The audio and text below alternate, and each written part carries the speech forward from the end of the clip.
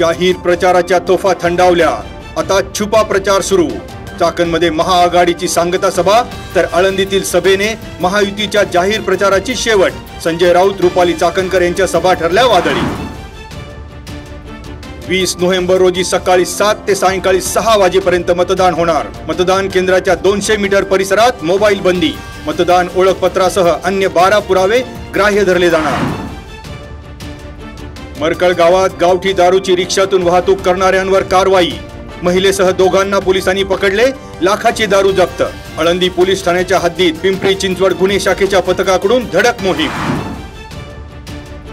महिला सक्षमीकरणासाठी महायुती सरकार भक्कम। खेड आळंदी विधानसभा मतदारसंघात महायुतीचे उमेदवार आमदार दिलीप मोहिते यांच्या प्रचारार्थ रुपाली चाकणकर यांची सभा। राजगुरुनगर आळंदी शहरात आमदार दिलीप मोहिते यांच्या प्रचारार्थ बाईक रॅलीला उत्स्फूर्त प्रतिसाद। मतदानाच्या अनुषंगाने दिशाभूल करणारे संदेश पाठवल्यास कडक कारवाई होणार। जिल्हा निवडणूक प्रशासनाने दिला इशारा। निवडणूक प्रक्रियेविषयी चुकीचे संदेश अथवा अफवा पसरवणं टाळण्याचंही केलं आवाहन।